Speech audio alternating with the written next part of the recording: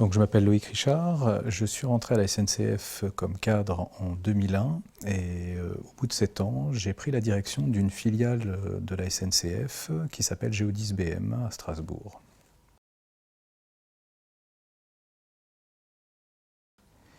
Alors, j'ai découvert chez Géodis un certain nombre d'irrégularités, des problèmes de sécurité, notamment sur l'entreposage de matières dangereuses dans des entrepôts vétustes.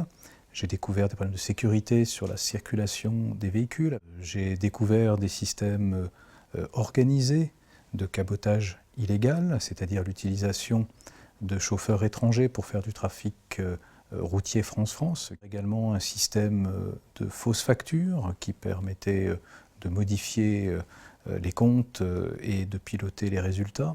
Également une fraude sociale en utilisant les filiales étrangères, notamment luxembourgeoises.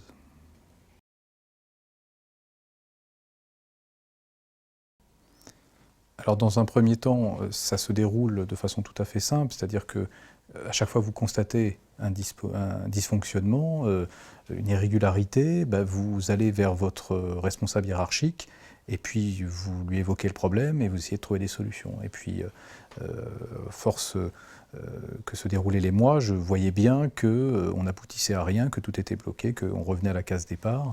Et donc, je suis passé donc, au niveau de la holding, au niveau supérieur, et j'ai rencontré donc, le directeur des opérations et le DRH.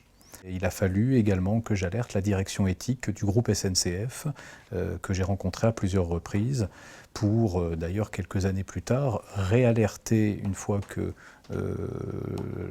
l'alerte est allée jusqu'au bout, la direction générale et la présidence de la SNCF.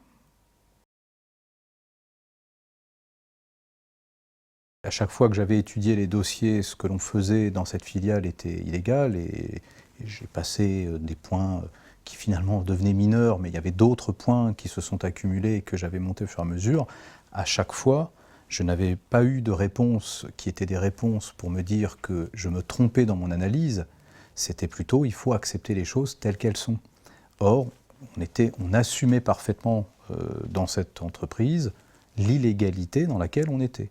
Je me souviens dans mes entretiens, notamment l'entretien d'alerte, la conclusion du DRH et du directeur des opérations, mon N+3 à ce moment-là, a été de dire que manifestement la confiance ne s'était pas établie entre l'entreprise et le directeur que j'étais. Mais quand on y réfléchit, ce n'était pas de la confiance qu'on attendait de moi, c'était de la connivence, voire même de la complicité. Et ça fait quand même toute la différence.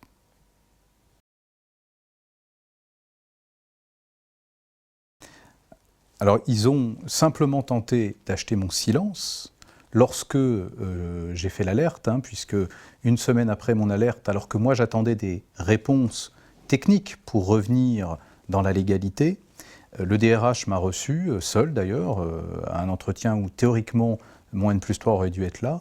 Et là, on m'a proposé un chèque de 50 000 € en me disant, voilà, tu acceptes ça, tu signes tout de suite, et on n'en parle plus, tu disparais de l'entreprise.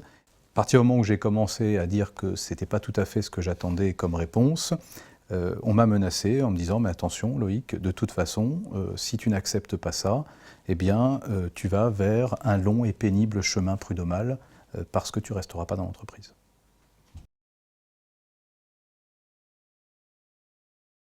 Il y a probablement une question d'histoire personnelle, de parcours. Moi j'ai un cheminement, je viens d'une famille où on respectait les règles, d'entrepreneurs, je vous l'ai dit, qui ont toujours été responsables vis-à-vis de leurs salariés, vis-à-vis de l'entreprise. Cette façon d'envisager le monde en étant dans des entreprises responsables, c'est-à-dire qui ont un rôle à jouer dans la société, leur rôle, pas plus que leur rôle, mais leur rôle, et qui ne peuvent pas se déresponsabiliser du reste de la société, ça c'est quelque chose probablement qui m'a beaucoup poussé. Il y a aussi une deuxième raison qui est la question de la transmission. Moi je me suis toujours demandé comment des gens qui organisaient par exemple des choses illégales comme cela, étaient capables de regarder leurs enfants en face et de leur dire tu ne dois pas faire ci, tu ne dois pas faire ça, de quelle était leur légitimité pour vivre dans un monde où des valeurs doivent être portées, où ils les portent d'ailleurs souvent en société et où ils les transgressent au quotidien. Donc moi j'ai besoin d'avoir la capacité de transmettre à mes enfants et l'envie de leur transmettre un monde dans lequel j'aurais tout fait pour que les choses soient le mieux possible. Elles ne seront jamais parfaites, mais le mieux possible. Je ne sais pas si vous connaissez cette phrase qui dit qu'il vaut mieux allumer une bougie que maudire les ténèbres. Eh ben, moi, c'est exactement ce que je pense. Il vaut mieux agir plutôt que de rester là à se dire que ça ne va pas et que si on souhaite faire progresser les choses, il y a un moment, faut se mouiller, quoi. Il n'y a pas le choix. Et ça fonctionne ou ça ne fonctionne pas, mais il faut y aller.